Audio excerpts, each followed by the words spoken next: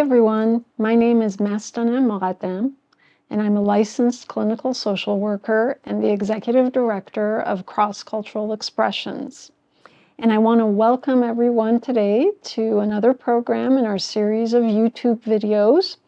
These YouTube videos are created by Cross-Cultural Expressions in partnership with the Access for All, Deaf, Hard of Hearing, Blind, Physical Disabilities, Underserved Cultural Communities Subcommittee of the Los Angeles County Department of Mental Health.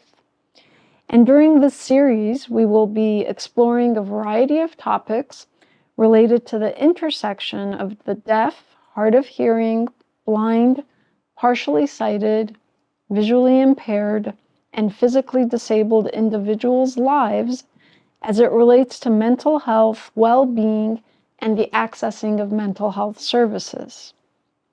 This is an opportunity for members of these communities to sit together and discuss concerns, share resources, and give insight as to the work that can be done to keep individuals and communities uplifted and living their best lives.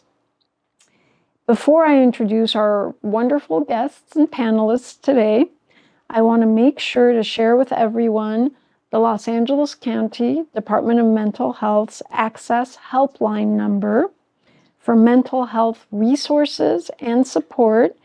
Anyone can feel free to call the 24/7 helpline number at 1-800-854-7771. And again, that's 1-800-854-7771. And of course, we will be sharing that phone number on our YouTube page as well. With that said, I have the wonderful, incredible, great pleasure having with me today Jessie, along with her parents, Marsha and Fred. Welcome all, and I'm going to give each of you a chance to introduce yourself in your own words and tell us a little bit about yourself and also your relationship with the visually impaired, blind community. And so why don't we start with Jessie, and then we'll and then you can pass the floor to Mom or Dad. Yeah, thank you. Well, thank you for having us here. It's nice to be here. My name is Jessie Wolinsky, and I myself am visually impaired due to a condition called retinitis pigmentosa. So I was diagnosed with this condition when I was 7 years old. I'm now 30. I'm legally blind now, and I have been a big advocate for the disabled and blind community for several years. And now I serve as the chapter president for the Los Angeles chapter of an organization called the Foundation Fighting Blindness, which raises money for blindness research.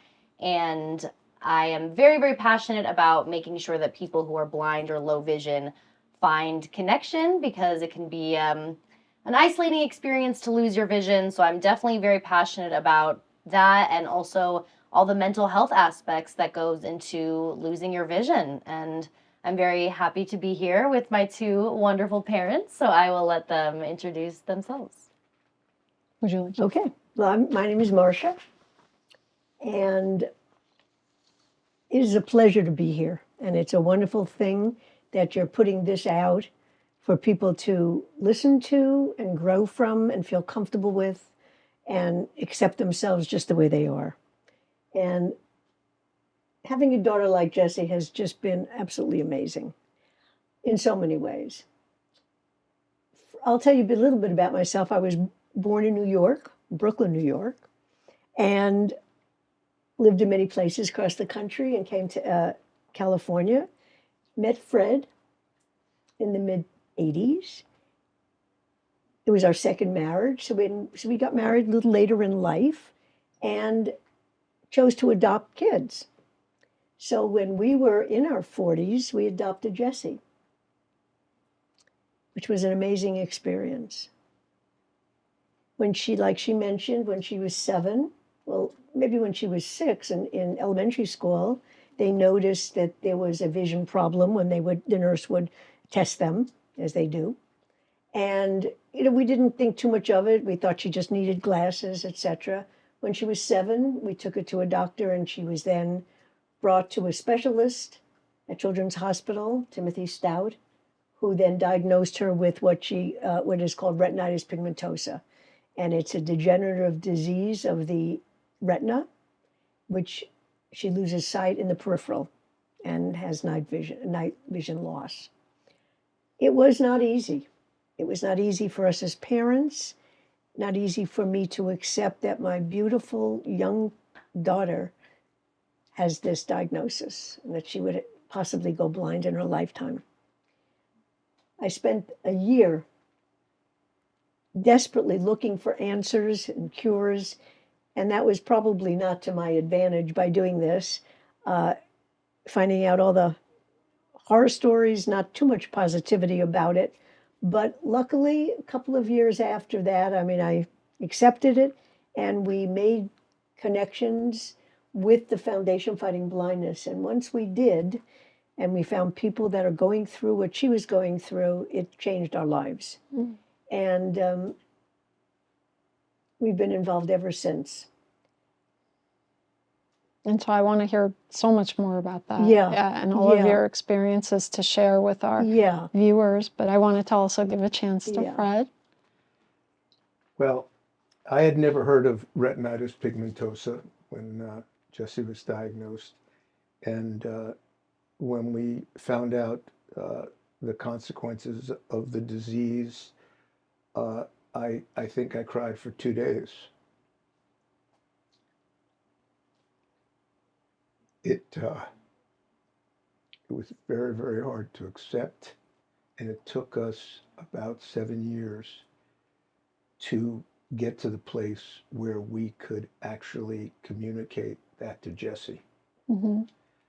That was the most difficult conversation I've ever had with Jessie. We've had some difficult ones, but not like. Yeah.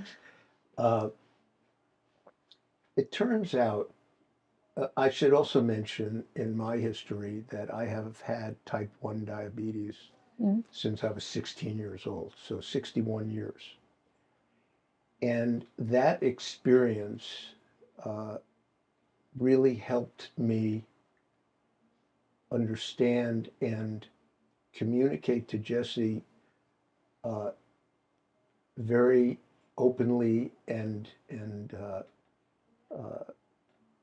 with nothing but truth behind it, that no matter what happened to her and her vision, she could live a great life.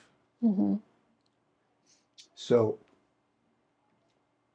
that's been the journey, the start of the journey with the Foundation Fighting Blindness, and most of all, understanding what Jessie was going through. And I'll be the first one to say that without having vision impairment, I cannot fully understand what Jessie is going through. Mm-hmm. And it really wasn't until her 30th birthday that it was a dark time for Jessie. And of course, we're getting ready to celebrate her 30th birthday and all excited and so forth. And Jessie was not excited at all. She was depressed. And so we were questioning her. What is it? What is it that is so dark? And she finally just expressed it from her heart, what a typical day was like for her. And it wasn't easy. It wasn't easy to listen to. It wasn't easy to believe and accept. But for the first time, I got a very, very strong inkling of what she was fighting. And I'll just say that she is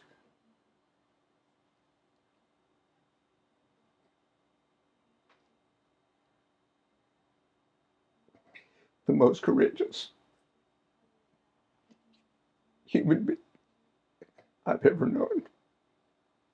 And I mean that sincerely. Mm-hmm.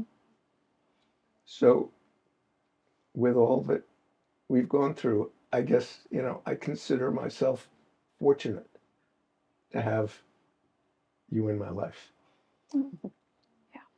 It's so beautiful and so important, I think, for this discussion to take place, because I know there's a lot of people out there who are parents, who have young children or adolescent children or even adult children who are going through something very similar.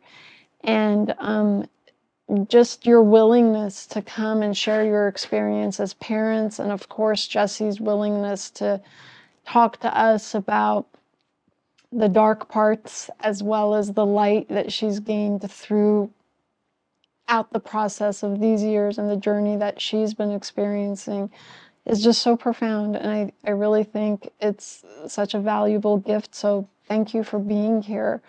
It was truly our hope to have parents on one of these panels that we're doing. And so to have met you and for you guys to accept our invitation to come and discuss this, I got to thank you all. And thank you, Jessie, for allowing us to have access to your parents and sharing your parents with us.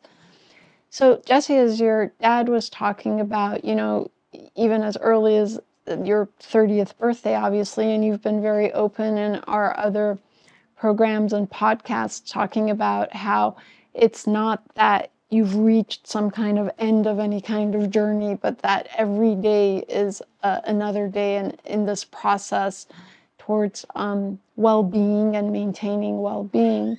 Can you speak to us a little bit of maybe that conversation, as much of it as you're willing to share that you did have with your parents? Can you take us through a day and really talk about the ups and downs and the struggles? Because obviously nobody who isn't visually impaired is going to ever be in your shoes, but if people who are there can relate to some of the experiences you're having, maybe that would be helpful.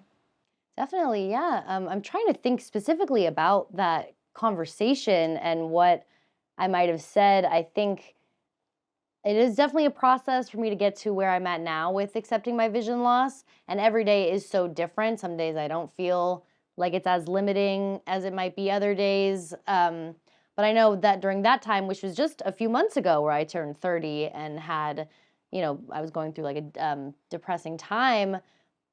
And I think maybe that was one of the times that I expressed it in such a specific way that I might not have before, because I know that I've always tried to protect my parents from really the depth of my depression, because it can be very scary and I don't want to scare them. And I've definitely struggled with suicidal thoughts and tendencies and hurting myself. So I tried to like shelter them from that. But I think I just told them, every single day for me is really a choice about, am I going to let this hold me back? Am I going to listen to that voice in my head that says it's too overwhelming, it's too scary, just stay home, just stay in bed? Because the reality of living with blindness is that I'm constantly in a state of physical stress, especially in new situations. So I walk with a cane, and it's very tricky for me to be in dark spaces or in dimly lit spaces. I don't have any peripheral vision. I basically see as if I'm looking through a paper towel roll. So I need to be looking directly at something to really see it. And that central vision that I have is not the best either. So being in new situations, in new environments, it can be very stressful just to maneuver and to meet people and to feel comfortable in my own skin as a blind woman can be very tricky. So I think when I was expressing that to them, it's that constant choice of saying, am I going to let this get in my way today? And some days it does get in my way. Some days I don't get out of bed and I just relinquish to those feelings. And but it's a choice every day, and it's not easy. So I think that for me, accepting the fact that it is a lifelong journey, like you said, I'm in such a great place with accepting myself and my blindness now compared to where I was as a teenager or maybe even just a year or so ago. But my vision is slowly decreasing, so I'm always having to get used to a new level of vision. And I'm always having to re-accept where I'm at now and letting go of the things that I might have been able to do even 6 months ago or a year ago or whatever that is. So it's a big challenge about, the mental health aspect of letting myself feel those feelings and have that loss, and then still be able to like cultivate a positive attitude about my life and my blindness. Absolutely. Thank you. Thank you for that. Marsha, I was going to ask, and Fred mentioned that, having heard the diagnosis that he cried for 2 days,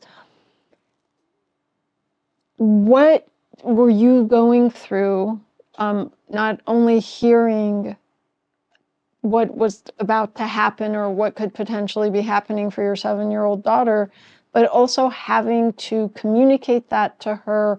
Was there any discussion between you and Fred about how much do we tell her? How much do we not tell her? What did you settle on? How did that go? How did that whole process go? If you could talk a little bit about that. Well, as Fred said, when she was 7, we finally got to the specialist that Dr. Timothy Stout, who at that time was at Children's Hospital. And he was amazing. He didn't let us leave the room until we understood everything. She had all the necessary tests, but then we came back and met with him without her there. And so we told her the minimal amount of, information, just that, you have a vision issue. I don't remember the exact word we used. And, because she had a pair of glasses, which really didn't work. And we said, you may find some changes in your vision, but just let us know how it's affecting you. How much can you say to a 7-year-old, right? So the years went on, and it was when she was around 13 that we actually told her more about it. That And we practiced for at least 2 we practiced. weeks. Oh, yeah. We practiced how to say it. And the first thing that she said, God bless you, Jessie, is that, really? Well, can I get a dog? Can I get a seeing eye dog? And I went, absolutely. What I like to include in my conversation to her, which I did then, but now, which I find so important, is to also look to hope. Because I believe in prayer, and I believe that with all the fundraising and all the people out there and worldwide that are looking to find treatments and cures and preventions, that it, let's go there. Let's hope. But let's not put our head in the sand, and because anything could happen. But hey, it could happen the other way too, and God willing, that will. And maybe you could stop her vision just where it is, the degeneration, or maybe the photoreceptor cells could grow again or could wake up. However you want to look at it. And so then, just to answer your question about, well, how did we speak to her about it? So when she was about 13. We knew it was time to tell her more. And her questions were, does that mean that I'm going to go blind? And we had to be very honest and say, you know what? We don't know. We adopted our children. First our son, and then 3 years later, we adopted Jessie. So she was actually, her condition is a result of her birth father's hereditary line. Her birth, so not that matters, but she actually has had connection with him and has asked the questions and found out where it comes from. And, that's something that's very special to know for her, why it's, because it wasn't from us. It wasn't a hereditary gene. You were talking about the stigma that occurs socially, and particularly with children at school. And of course, yes, kids are cute, but can be mean as can be at times to each other. I think anyone who has gone through childhood or been a parent of a young child has witnessed that happen for sure. To what level, to what degree and maybe Fred, you want to speak to this, or either of you, were you guys made yourself available to really go there and advocate? Did you ever think about homeschooling? Did that ever come up for you? If so, what were the pros and cons of it? And just in general, kind of advocating against the stigmas, like how far did you do that, and to what extent did you leave it in Jessie's hands to do that? Do you want to speak to that? Fred? Yeah. As I introduced myself, I mentioned that I've had type 1 diabetes for 61 years. I got it when I was 16 years old. It was brutal. I was a junior in high school. I was a varsity athlete in basketball and baseball. This totally flipped my life upside down at the time. And I nearly lost my life 2 or 3 times because I wasn't paying attention to the guidelines of how to treat diabetes. And you need a certain amount of insulin and you need a certain amount of sugar to balance it out if you're going to play sports. And I didn't understand that, and it got me into a lot of trouble. I wasn't willing to accept the disease. I hated it. And I kept it totally to myself. I was ashamed to have the disease. And it took me 10 years. And I had moved to California, and I had gotten a master's degree, and I was working. And one day, I had an incident, and I ended up in the hospital, and this young doctor took me aside. And he said, "Fred, I'm not trying to run your life or tell you what to do, but you need to get this handled yourself, because otherwise it's going to kill you." And it just rang in my ears. And I remember going to the beach and looking out at the ocean and realizing, oh my God, it's up to me. It's my life. I have to figure this out. And I did. And that philosophy drove me so that when Jessie was struggling, I always had the attitude of letting Jessie figure it out as much as she could, and we would be there every second of the way. So when she had a bad episode at school and she came home crying, we were there. We were there to hug her. We were there to tell her it was okay, and that you don't have to listen to bad things that other people say to you, because that's their problem. You have your life, and it's beautiful, and so are you. And that's a long-term process. It's when your child comes home and is weeping, you could have whatever long-term philosophy you want, but it's still painful. Painful. Yeah. And but we never made an issue of it, because like going to school and having meetings with the principal and things like that, because we just felt like it was part of the disease and part of the process of accepting it and moving on with your life. Yeah. And luckily she had a tremendous support staff with her friends. I think if it wasn't for your friends being by your side and watching out for you, and also there was a therapist at school, a special ed teacher that helped you along the way too. And so she had guidance there. But like Fred said, I don't know,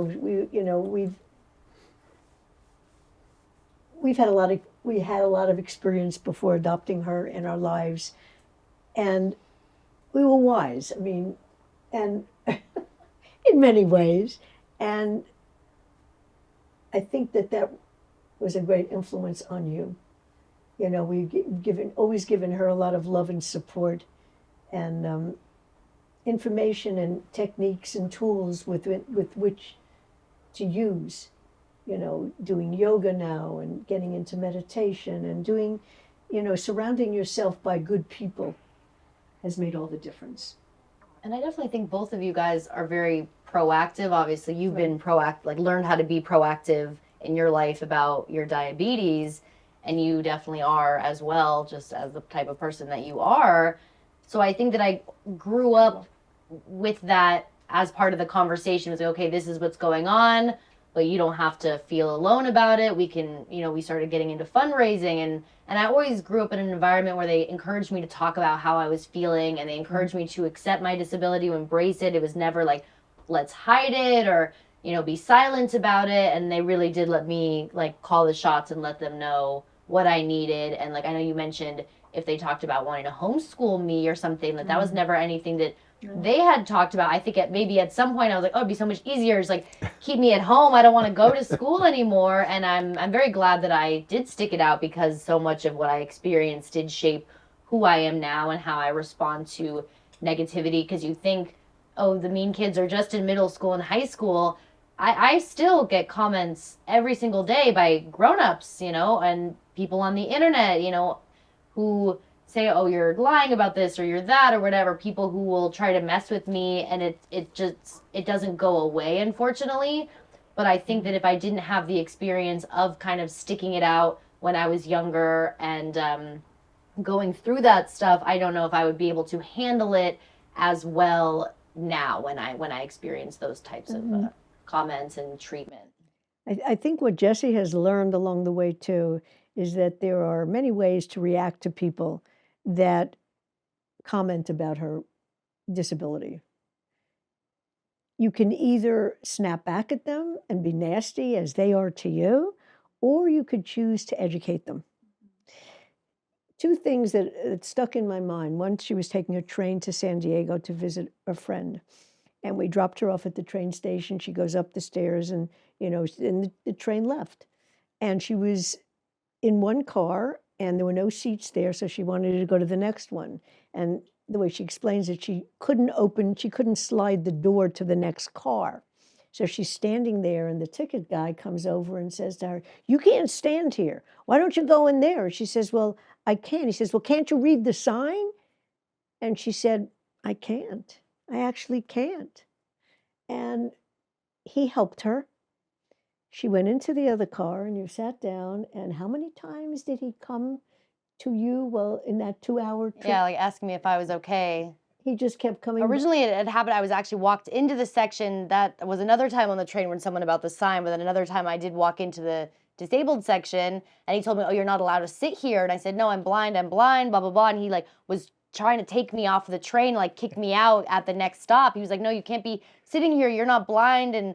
And so I had to tell him that. And then it was a similar experience where he kept coming over and being really nice to me. And I was like, yeah, I could probably take your job if I had a mind to, because that's just messed up. You're gonna leave some blind woman alone. But yeah, it humbles people. Yeah. Yeah. We were talking about in the other YouTube video that we did with Mojgan, she shared a similar story where someone was a little bit, mean and rude, and then disclosing her disability. And then we talked about how it sometimes humanizes people when you're vulnerable and you share. Yeah. So Jessie, you mentioned that despite obviously your wonderful parents' support and all the support that you did have, that those teenage years, did bring you encounters with drugs and trying to escape. And so can you talk to us a little bit about that? And thinking about it now, was there any way to prevent that? Like, do you feel like had there been this happening or that happening, or is that sometimes just part of the journey and experience, do you think? I think that maybe there could be ways to prevent it. I've had other friends who, you know, are going through what I'm going through, and they had a very different experience. But I think it's personal. So I don't think that there's maybe something that could have been done, or my parents could have done, you know, because I was involved with the organization. I did start meeting other people, but I think that everyone just reacts to things differently. So for me personally, it just, you know, being told I was going blind, that was just like, my life is over. I can't do any of the things that I want to do anymore. And that just became my focus. And I remember that conversation that we talk about when they really told me the gravity of the situation. I think I tried almost every single drug out there within a year and a half, maybe. And I had friends, you know, later on in high school when they were applying to colleges, and I laughed at them. I was like, I'm never going to go to college. I don't have any sort of life. I was like, oh, I'll be dead in a few years. I'll just, you know, go off the rails and kill myself. And that was quite literally my life plan. And it's taken a lot to kind of get out of that mindset, because when you adopt that type of mentality for your life, it didn't even have to be related to my blindness. If I failed a test or broke up with someone, it was just like, oh, well, I'm going to kill myself anyway, so what does it matter? Maybe I'll just kill myself over this situation. And that really just became like how I would handle problems in my mind, you know. And I started cutting myself, and like I said, very involved in drugs, and my life meant nothing to me anymore. It meant absolutely nothing. So I didn't care if I threw it away, because this news already made me feel as if my life was over and that my life was already thrown away. So I didn't feel in control of my life, so I didn't think that it mattered. And I mean, luckily I was able to get out of that. And even just recently, as a 30-year-old woman, I just got my bachelor's degree and finally went to college after believing that I couldn't go to college. There was no point. I couldn't have a future. So I was slowly able to get out of that idea once I realized that, okay, yeah, might be losing my eyesight, but that doesn't mean I'm losing my life, and I can still do things with my life. And now, by accepting my disability and leaning into it, it's kind of changed the course of what I actually am doing with my life, which is talking about my disability, something that I quite literally could never have imagined ever doing before. I would do everything to hide it. So now to be putting it out there in such an open and honest way, and really making my life about breaking down stigmas and the barriers, it's kind of ironic, you know. It's a thing that I thought was ruining my life, and now it's really what's making my life great. I just want to say one thing about who Jessie is. She's a fighter, and you know, you can say, you know, she did all those things because of how it was felt like it was killing her, and that she was going to end her life because of it. And yet, within the last, I don't know how many years, she has done things. She is an adventurer. She's done. Would you like some help on this? Yeah. Jessie has jumped out of an airplane twice. She's gone down River rafting. whitewater River rafting. on rafts. Jessie has brought blindness from inside to out. She is all inclusive. Yeah. And I think It's that amazing. that is the future, to bring the blind community out to live and to be part Experience. of life, and not to accept traditional boundaries. Yeah. Jumping into a waterfall from a cliff. I mean, things that I would Climbing, what mountain did you climb in Peru? Machu Picchu. in Peru. I mean, my goodness, jumping out of an airplane twice. I mean, we have videos of it, and just being out there and free, and she's got no fear. I mean, she's just, you know, God. I was just going to say, I think that really brings back again that idea of really leaning into your abilities versus the disabilities. Yeah. Such a great And saying. to really, the more you feel limited, to go out there and really come to a realization of how much you can actually do. Yeah. And that so much of it is it's our own perception and our own stories, or those stories that have been placed upon us by the culture or the environment that kind of makes us limited, and that it's such an expansive big world and there's so much that we can do within it. For people, Jessie, who might be experiencing the same feelings you were in terms of the depression and that hopelessness and the sense of helplessness, what is it that those around them can do, if anything? Or is it something that if you're there, you just have to walk through? Like, can you talk a little bit about that? Because I know, especially as parents, and me as a therapist working with parents often, there's a sense of, well, I thought I was doing everything right, but why is it that my child is still, having this kind of reaction? And so, was there anything, or was it just what you needed to do at that time? I don't know if that makes sense. No, it definitely does. And yeah, it's it can be very tricky, obviously, for the people around you to see someone going through that. And I know specifically when it came to my depression, but it's still a process. So tomorrow I could have a bad day where I don't want to get out of bed and I feel that helplessness and hopelessness again. So it really, there's not just like one switch that goes off where those feelings are just in the past completely. But I know with you guys, I didn't talk about how suicidal I was and how upset I was and all of it to not scare you guys. And I know that there were times where I did open up about it and you want to say, okay, yes, but your life is so great in this way and you have this and don't worry and blah, blah, blah, all these other things. And it's like, yes, that's true. I'm grateful that I have parents who can help support me in that way by sharing other amazing aspects about my life and not fixating just on this one challenging experience. But I think that there's a flip side of that where it could actually not be as helpful. And I had to tell them, like, I need to be able to express my fears and my concerns without you guys trying to fix it right away. So I think especially as parents or people, like when you love someone, you want to take that pain from them and make it all okay and do anything that you can. And I need that support. And I like people in my corner knowing that I like having people in my corner where I know that they will always help me and do whatever they can. But I think that a big part of that is I need to be able to express myself and express these thoughts and feelings and just have them out there. Don't try to fix anything right away. Don't try to just swoop in and, act like it's not as big a deal as it is.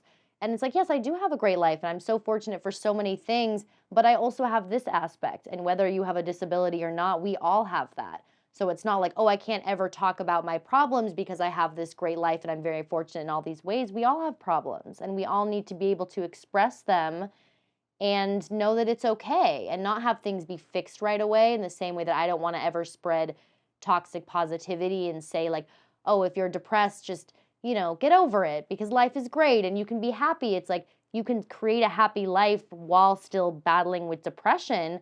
But let yourself feel exactly how you want to feel. Every one of your feelings are valid, and you need to sit with them and explore them and work through them in order to get to a place where you can be happy and confident.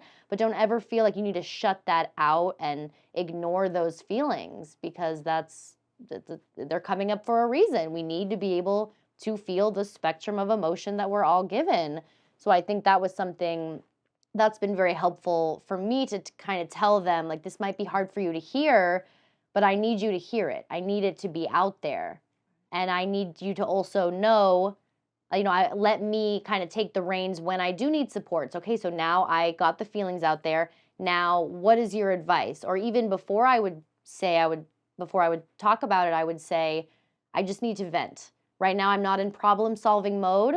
Let me just get my feelings out there. And when I want to solve the problem, then I can listen to advice and feedback. But right now, I just needed to get it out there. So I have a friend who's told me something really wonderful. She always says, how can I show up for you?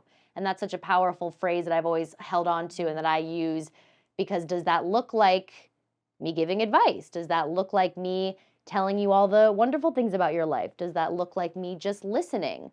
So I think that that's the most helpful thing that someone can do for someone who's experiencing something like this or depression or like whatever it is, it's like, what does support look like to you? You know, you talk about love languages, you can show love to someone in your love language, but if that's not how they receive love or support, it's never going to work for them. So you have to be like, hey, what does that look like for you? And I really think that that's the most powerful thing that people can do when it comes to supporting their loved ones. That was a huge lesson for me, because being in the house with Jessie, and she's lived at school, so she wasn't always there, but she was there for many years. And when she would have an episode of banging into something or losing something, and being in one of these spaces where she had a very difficult time being in her skin, and hearing the way she was reacting, whether it was screaming or crying. I mean, you in the other room, you're just like holding your breath as a parent, hoping that she's not going to do something that's going to be hurtful. And I would say, Fred, what should we do? Can we go in there, Fred? And then he would say, no, Marsha, just be still, be quiet, you breathe, you relax. But I was fearful. I was so afraid that she was going to do something. And I finally learned to just let her be and let her go through it. And, within not too much time, it was quiet. And I was almost afraid to go down the hall and see what was going on and what state she was in. But I've learned, like you say, you've got to learn the language, how somebody wants to be heard, and, like, how can I be there for you in the most supportive way? So that's, yeah. I wanted to comment on something you said, because it was brilliant in my view. And it has to do with parenting. And I mean, I'm a fixer. I mean, I learned to be a fixer when I was a kid. And so if there's a problem, call on Freddie, he's going to fix it for you. You can parent straight from the gospel. You can be the greatest human being in the world. That doesn't mean that your child is going to be all right all the time. Yeah. And I think the hardest thing for parents is to accept that being not okay is okay. Yeah. When we see things going the opposite direction of what we want to fix that. We want to divert it and divert the child down the path that we think is less painful and easier for them. But that's not what's best for them sometimes. Sometimes. And I think there should be T-shirts made that said, "You're okay even when you're not okay. Okay you're still not to be." okay." Yeah, I mean, it's so true, and I think a lot of parents really take on that responsibility. I think so often parents really internalize this, and they do want to make it okay, and they want to fix it, and they want to wish the pain away, or make the pain go away, or make the struggles go away. And I think it's a huge part of every individual's life as we come to recognize that sometimes you got to walk through pain, and sometimes that's what's necessary. That's the necessary medicine, and sometimes that's the gift. Yeah. And to try to protect our children from these gifts, even though it's your instinct, it's challenging, but wow, what a growing experience for every human to go through that, because I don't think there is a life that doesn't have challenges, and frankly, I'm not sure that life would be very meaningful. Right. Because we really find our strength in overcoming challenges that we face. And so to want to protect our kids from any kind of pain or challenge is almost like putting them into some kind of gilded cage of some sort. And so I commend both of you for really recognizing that and, fighting against that or working through it, because I think there's a lot of parents out there that when they see their child in pain and when they can't fix it, what they tend to do is either blame themselves and feel helpless and feel like they're not good enough, or blame the child and say this is you, or blame, it's always a matter of blaming someone, instead of just recognizing that sometimes there's going to be pain and that's okay too, and we're still going to be okay. So I really thank you all for sharing that and you know, giving that wisdom, and I hope it really helps someone who might be listening and going through it right now. So as we start to wrap up this just beautiful session, so wonderful, I want to give each of you an opportunity to leave us with a comment or something that you want our viewers to kind of take away with this. And I also want to remind Jessie, because you shared in one of the podcasts having an encounter with a singer and what he told you. And love for you to repeat that here as well. But yeah, any parting words, any resources you want to share, any wisdom that you want to share before we kind of say goodbye? We could start with you. Okay, well, I just want to, again, just share my gratitude for you and for all that you guys do, and for the people whose lives you touch and whose lives you save. Yeah, I mean, it's so important. And Jessie has taken advantage of many wise people in her life, besides us, and family members and friends, that she does surround herself with some beautiful people. And I think that's a key, you know, to be careful, to be sensitive to who you surround yourself with, because it's so important. You need each other. And I just want to, you know, again, share my appreciation for who you are in my life. I mean, she is my mentor. I mean, I have struggled with a lot of things in my life, and I don't wake up every day going and happy about everything and think about all the things I want to do and can't do. And I think of Jessie, and I've shared this with many of my friends too, that when I look at her and I see how she speaks and what's possible for someone in her shoes who can do it, who speaks about doing what she wants to do in her life, and she's going to do it.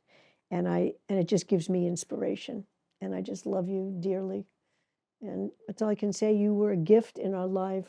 It was a real, I mean, why you were brought into our life the way she was with adoption, and how we almost didn't get to adopt her, and then the birth mother came back, whatever it is. And I'm just filled with gratitude and love.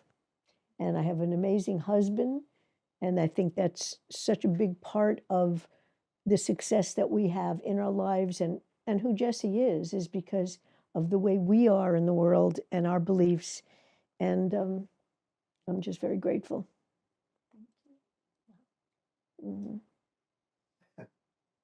What can you say, huh? Yeah. First of all, adoption is not for everybody. You have to be very courageous to go through the process. It's risky, it's emotionally demanding, and it wore the greatest gifts that we have ever had. Jessie is a blessing. Always has been. And sometimes it's hard to allow yourself to have that blessing in your life, because not everybody has it. So, I am eternally grateful. And as I said to you when you were a little girl, I love you this much. Well, I mean, obviously you can tell I have the best parents in the world, so I feel like who you are as people has really helped shape who I am as a person and as a woman and as a disabled woman, and how I've been able to overcome challenges. Because, like I said, it was never anything that I was told to feel ashamed about or to stifle. And they have only just encouraged me to embrace it and to let it empower me instead of hinder me. So I'm just very grateful to have grown up in an environment that fosters that type of attitude. So to be able to face this blindness, I think that's only helped turn me into who I am, and I'm very, very proud to be who I am, and they're a big part of that. And I don't think that I'm in a situation that is particularly easy. It is definitely a daily challenge, and it is probably only going to get more and more challenging as I experience more and more vision loss. And I think that that can be a daunting thing when I think about having a positive future or a bright future, because my future is quite literally getting darker and darker and darker. And so, how do I try to combat that darkness with a lightness of spirit?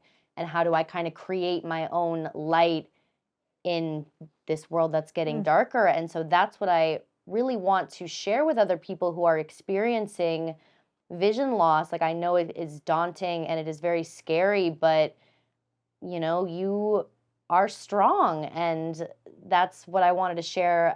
Where you talk about the famous singer that I met, I was fortunate enough to speak at an event where Stevie Wonder was at, and I had no idea he was going to be there. And I think it was like 20 minutes before I go on stage, and he walks in, and my heart just drops. I'm like, oh my gosh, I'm going to have to speak in front of Stevie Wonder now. And I spoke, and afterwards he had someone come and get me, and she said, Stevie would like to meet you. So I went and met him, and it was only maybe like a minute or two that I was interacting with him, and he said, people like us, people who are experiencing sight loss, are experiencing it to teach people with vision how to see properly and how to see the true beauty in the world. And that I know that it's scary, but I'm chosen to go through this for a reason. And I think about that all the time, because not only am I a strong enough person to handle going blind, but I'm also a courageous enough person, and I've really chosen to be a courageous enough person to let it make the world a better place and a more inclusive place. And I always think about those words all the time. I'm like, okay, maybe this wasn't the story that I wanted, but it's the one that I've got, and I'm able to do really amazing things because of it. And I'm at a place where I'm so, so grateful for my disability and for everything that's allowed me to do. And being here and being a part of conversations like this is definitely one of those things. So whatever you're going through, there's always a way to work through it and get to a place where you can feel good about it. Well, I am grateful for the three of you for being here, for sharing this platform, for giving us insight into your lives and the challenges and the wins. And that in itself takes a lot of courage, and you guys did it beautifully and together. And thank you again, Jessie, for sharing your parents with us. And thank you for raising such a wonderful, beautiful daughter. And I'd like to thank the audience for viewing, and invite you to look at our other podcasts and our other YouTube videos. And of course, I want to repeat again that if anyone is looking for mental health resources and mental health support, anyone can call the Los Angeles County Department of Mental Health's Access Helpline at 1-800-854-7771. And yeah, we hope to see you at our other podcasts and our other YouTube videos. And thank you all again.